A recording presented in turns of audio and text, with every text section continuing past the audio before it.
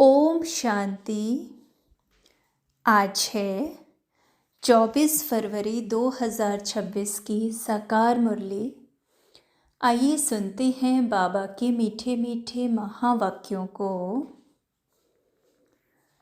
मीठे बच्चे, तुमने अपनी जीवन डोर एक बाप से बांधी है। तुम्हारा कनेक्शन एक से है, एक से ही तोड़ निभाना है। प्रश्न है, संगम युग पर आत्मा अपनी डोर परमात्मा के साथ जोड़ती है। इसकी रस्म अज्ञान में किस रीति से चलती आ रही है? उत्तर है, शादी के समय स्त्री का पल्लव पति के साथ बांधते हैं। स्त्री समझती है जीवन भर उनका ही साथी होकर रहना है। तुमने तो अब अपना पल्लव बाप के साथ जोड़ा है। तुम जानते हो हमारी परवरिश आधा कल्प के लिए बाप द्वारा होगी। गीत है, जीवन डोर तुम ही संग बांधी। ओम शांति। देखो, गीत में कहते हैं जीवन डोर तुमसे बांधी। जैसे कोई कन्या है, वह अपनी जीवन की डोर पति के साथ बांधती है। समझती है कि जीवन भर उनका ही साथी होकर रहना है, उनको ही परवरिश करनी है। ऐसे नहीं कि कन्या को उनकी परवरिश करनी है, नहीं, जीवन तक उनको परवरिश करनी है। तुम बच्चों ने भी जीवन डोर बांधी है। बेहद का बाप कहो, टीचर कहो, गुरु कहो, जो कहो, यह आत्माओं की जीवन की डोर परमात्मा के साथ बांधने की है। वह है हद की स्थूल बात, यह है सूक्ष्म बात। कन्या के जीवन की डोर पति के साथ बांधी जाती है, वह उनके घर जाती है। देखो, हर एक बात समझने की बुद्धि चाहिए। कलयुग में है सब आसुरी मत की बातें। तुम जानते हो हमने जीवन की डोर एक से बांधी है। तुम्हारा कनेक्शन एक से है, एक से ही तोड़ निभाना है, क्योंकि उनसे हमको बहुत अच्छा सुख मिलता है। वह तो हमको स्वर्ग का मालिक बनाते हैं। तो ऐसे बाप की श्रीमत पर चलना चाहिए। यह है रूहानी डोर। रूह ही श्रीमत लेती है। आसुरी मत लेने से तो नीचे गिरे हैं। अब रूहानी बाप की श्रीमत पर चलना चाहिए। तुम जानते हो हम अपनी आत्मा की डोर परमात्मा के साथ बांधते हैं, तो हमें उनसे 21 जन्म सदा सुख का वर्षा मिलता है। उस अल्पकाल की जीवन डोर से तो नीचे गिरते आए हैं। यह 21 जन्मों के लिए गारंटी है। तुम्हारी कमाई कितनी ज़बरदस्त है, इसमें गफलत नहीं करनी चाहिए। माया गफलत बहुत कराती है। इन लक्ष्मी नारायण ने ज़रूर कोई से जीवन डोर बांधी, जिससे 21 जन्म का वर्षा मिला। तुम आत्माओं की परमात्मा से जीवन डोर बांधी जाती है कल्प कल्प। उनकी तो गिनती नहीं। बुद्धि में बैठता है हम शिव बाबा के बने हैं, उनसे जीवन डोर बांधी है। हर एक बात बाप बैठ समझाते हैं। तुम जानते हो कल्प पहले भी बांधी थी। अब शिव जयंती मनाते हैं, परंतु किसकी मनाते हैं पता नहीं है। शिव बाबा जो पतित पावन है, वह ज़रूर संगम पर ही आएंगे। यह तुम जानते हो, दुनिया नहीं जानती, इसलिए गाया हुआ है कोटों में कोई। आदि सनातन देवी देवता धर्म प्रायः लोप हो गया है और सब शास्त्र कहानियाँ आदि हैं। यह धर्म है ही नहीं तो जाने कैसे। अभी तुम जीवन की डोर बांध रहे हो। आत्माओं की परमात्मा के साथ डोर जुटी हुई है, इसमें शरीर की कोई बात नहीं है। भल घर में बैठे रहो, बुद्धि से याद करना है तुम आत्माओं की जीवन डोर बांधी हुई है। पल्लव बांधते हैं ना, वह स्थूल पल्लव, यह है आत्माओं का परमात्मा के साथ योग। भारत में शिव जयंती भी मनाते हैं, परंतु वह कब आए थे यह किसको भी पता नहीं है। श्री कृष्ण की जयंती कब, राम की जयंती कब है, यह नहीं जानते। बच्चे, तुम त्रिमूर्ति शिव जयंती अक्षर लिखते हो, परंतु इसमें 3 मूर्तियां तो है नहीं। तुम कहेंगे शिव बाबा ब्रह्मा द्वारा सृष्टि रचते हैं, तो ब्रह्मा साकार में जरूर चाहिए ना। बाकी विष्णु और शंकर इस समय कहाँ है जो तुम त्रिमूर्ति कहते हो। यह बहुत समझने की बातें हैं। त्रिमूर्ति का अर्थ ही ब्रह्मा विष्णु शंकर है। ब्रह्मा द्वारा स्थापना वह तो इस समय होती है, विष्णु द्वारा सतयुग में पालना होगी, विनाश का कार्य अंत में होना है। यह आदि सनातन देवी देवता धर्म भारत का एक ही है। वह तो सब आते हैं धर्म स्थापन करने। हर एक जानता है यह धर्म स्थापन किया और उनका संवत यह है, फलाने टाइम फलाना धर्म स्थापन किया। भारत का किसको पता नहीं है। गीता जयंती शिव जयंती कब हुई किसको पता नहीं है। श्री कृष्ण और राधे की आयु में 2-3 वर्ष का फर्क होगा। सतयुग में जरूर पहले श्री कृष्ण ने जन्म लिया होगा, फिर राधे ने, परंतु सतयुग कब था यह किसको पता नहीं है। तुमको भी समझने में बहुत वर्ष लगे हैं, तो 2 दिन में कोई कहाँ तक समझेंगे। बाप तो बहुत सहज बताते हैं, वह है बेहद का बाप। ज़रूर उनसे सबको वर्षा मिलना चाहिए ना। ओ गॉड फादर कह याद करते हैं। लक्ष्मी नारायण का मंदिर है, यह स्वर्ग में राज्य करते थे, परंतु उनको यह वर्षा किसने दिया। ज़रूर स्वर्ग के रचयिता ने दिया होगा, परंतु कब कैसे दिया वह कोई नहीं जानते। तुम बच्चे जानते हो, जब सतयुग था और कोई धर्म नहीं था। सतयुग में हम पवित्र थे, कलयुग में हम पतित हैं, तो संगम पर ज्ञान दिया होगा। सतयुग में नहीं, वहाँ तो प्रारब्ध है, ज़रूर अगले जन्म में ज्ञान लिया होगा। तुम भी अब ले रहे हो। तुम जानते हो आदि सनातन देवी देवता धर्म की स्थापना बाप ही करेगा। श्री कृष्ण तो सतयुग में था, उसको यह प्रारब्ध कहाँ से मिली। लक्ष्मी नारायण ही राधे कृष्ण थे, यह कोई नहीं जानते हैं। बाप कहते हैं जिन्होंने कल्प पहले समझा था वही समझेंगे। यह सैम्पलिंग लगता है, मोस्ट स्वीटेस्ट झाड़ का कलम लगता है। तुम जानते हो आज से 5000 वर्ष पहले भी बाप ने आकर मनुष्य से देवता बनाया था। अभी तुम ट्रांसफ़र हो रहे हो, पहले ब्राह्मण बनना है। बाजोली खेलते हैं तो चोटी ज़रूर आएगी। बरोबर हम अभी ब्राह्मण बने हैं, यज्ञ में तो ज़रूर ब्राह्मण चाहिए। यह शिव व रुद्र का यज्ञ है, रुद्र ज्ञान यज्ञ ही कहा जाता है। श्री कृष्ण ने यज्ञ नहीं रचा, इस रुद्र ज्ञान यज्ञ से विनाश ज्वाला प्रज्वलित होती है।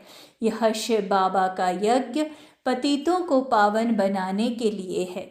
रुद्र शिव बाबा निराकार है, वह यज्ञ कैसे रचे जब तक मनुष्य तन में न आए। मनुष्य ही यज्ञ रचते हैं, सूक्ष्म व मूल वतन में यह बातें नहीं होती। बाप समझाते हैं यह संगम युग है।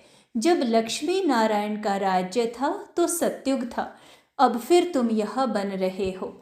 यह जीवन की डोर आत्माओं की परमात्मा के साथ है। यह डोर क्यों बांधी है? सदा सुख का वर्षा पाने के लिए। तुम जानते हो बेहद के बाप द्वारा हम यह लक्ष्मी नारायण बनते हैं। बाप ने समझाया है तुम सो देवी देवता धर्म के थे, तुम्हारा राज्य था। पीछे तुम पुनर्जन्म लेते लेते क्षत्रिय धर्म में आए। सूर्यवंशी राजाई चली गई, फिर चंद्रवंशी आए। तुमको मालूम है हम यह चक्र कैसे लगाते हैं। इतने इतने जन्म लिए। भगवान वाच, हे बच्चे तुम अपने जन्मों को नहीं जानते हो, मैं जानता हूँ। अब इस समय इस तन में 2 मूर्ति हैं, ब्रह्मा की आत्मा और शिव परमात्मा। इसमें 2 मूर्ति इकट्ठी हैं, ब्रह्मा और शिव। शंकर तो कभी पाठ में आता नहीं, बाकी विष्णु सतयुग में है। अभी तुम ब्राह्मण सो देवता बनेंगे। हम सो का अर्थ वास्तव में यह है, उन्होंने कह दिया है। आत्मा सो परमात्मा, परमात्मा सो आत्मा। कितना फर्क है। रावण के आने से ही रावण की मत शुरू हो गई। सतयुग में तो यह ज्ञान की प्रायः लोप हो जाएगा। यह सब होना ड्रामा में नोंद है ना। तब तो बाप आकर स्थापना करे। अभी है संगम। बाप कहते हैं मैं कल्प के संगम युग पर आकर तुमको मनुष्य से देवता बनाता हूँ, ज्ञान यज्ञ रचता हूँ। बाकी जो हैं वह इस यज्ञ में स्वाहा हो जाने हैं। यह विनाश ज्वाला इस यज्ञ से प्रज्वलित होनी है। पतित दुनिया का तो विनाश होना है, नहीं तो पावन दुनिया कैसे हो। तुम कहते भी हो हे पतित पावन आओ, तो पतित दुनिया पावन दुनिया इकट्ठी रहेगी क्या। पतित दुनिया का विनाश होगा, इसमें तो खुश होना चाहिए। महाभारत की लड़ाई लगी थी जिससे स्वर्ग के गेट खुले। कहते हैं यह वही महाभारत लड़ाई है। यह तो अच्छा है। पतित दुनिया खत्म हो जाएगी। पीस के लिए माथा मारने की दरकार क्या है। तुमको जो अब तीसरा नेत्र मिला है वह कोई को नहीं है। तुम बच्चों को खुश होना चाहिए। हम बेहद के बाप से फिर से वर्षा ले रहे हैं। बाबा हमने अनेक बार आपसे वर्षा लिया है। रावण ने फिर श्राप दिया। यह बातें याद करना सहज है। बाकी सब दंत कथाएं हैं। तुमको इतना साहूकार बनाया, फिर गरीब क्यों बने। यह सब ड्रामा में नोंद है। गाया भी जाता है ज्ञान भक्ति वैराग्य। भक्ति से वैराग्य तब हो जब ज्ञान मिले। तुमको ज्ञान मिला तब भक्ति से वैराग्य हुआ। सारी पुरानी दुनिया से वैराग्य। यह तो कब्रिस्तान है। 84 जन्म का चक्कर लगाया है। अभी घर चलना है। मुझे याद करो तो मेरे पास चले आएंगे। विकर्म विनाश हो जाएंगे और कोई उपाय नहीं। योग अग्नि से पाप भस्म होंगे, गंगा स्नान से नहीं होंगे। बाबा कहते हैं माया ने तुमको मूर्ख बना दिया है। अप्रैल फूल कहते हैं ना। अभी मैं तुमको लक्ष्मी नारायण जैसा बनाने आया हूँ। चित्र तो बहुत अच्छे हैं।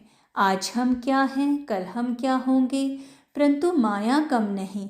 माया डोर बांधने नहीं देती, खींचातानी होती है। हम बाबा को याद करते हैं, फिर पता नहीं क्या होता है, भूल जाते हैं। इसमें मेहनत है, इसलिए भारत का प्राचीन योग मशहूर है। उन्हों को वर्षा किसने दिया, यह कोई समझते नहीं है। बाप कहते हैं बच्चों मैं तुमको फिर से वर्षा देने आया हूँ। यह तो बाप का काम है। इसमें सब नरकवासी हैं।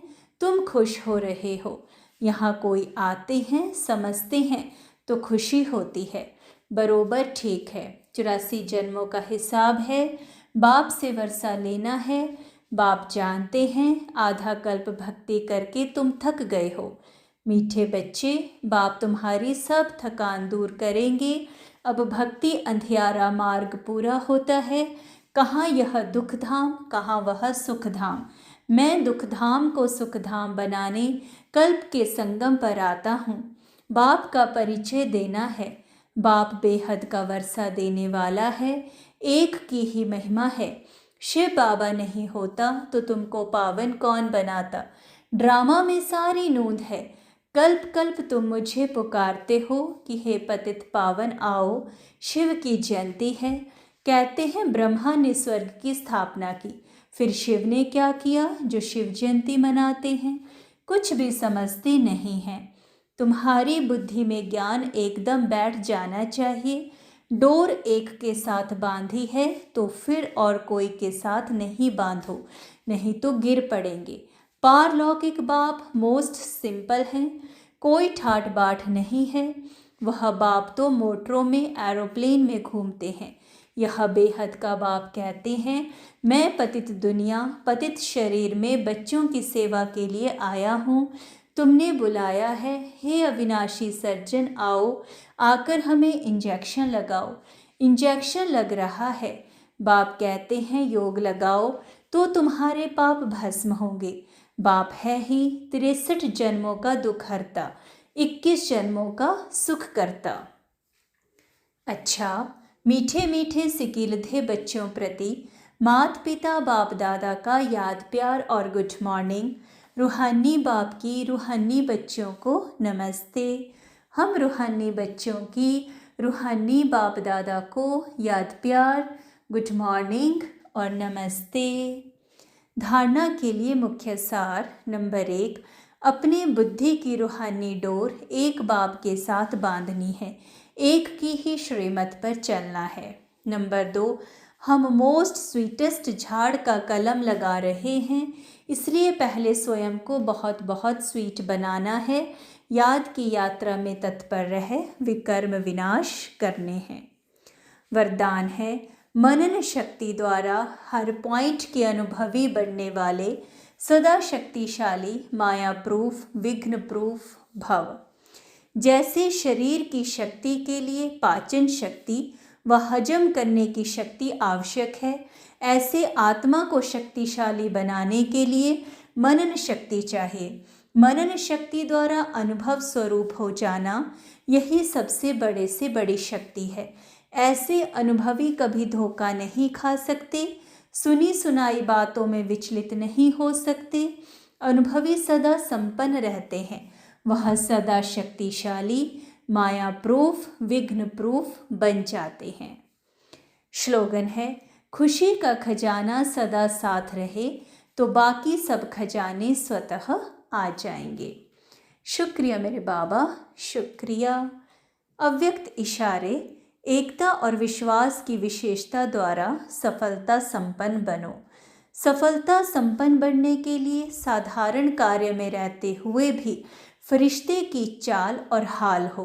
ऐसे नहीं कहो कि क्या करें, बात ही ऐसी थी, काम ही ऐसा था, सर्कमस्टांस ऐसे थे, समस्या ऐसी थी, इसलिए साधारणता आ गई। किसी समय भी किसी हालत में भी आपका अलौकिक स्वरूप हर एक को अनुभव हो। जैसी बात वैसा अपना स्वरूप नहीं बनाओ, बातें आपको बदल ना दे, तब सबके समीप आएंगे और एकता का संगठन मजबूत होगा। शुक्रिया मेरे बाबा, शुक्रिया। ओम शांति।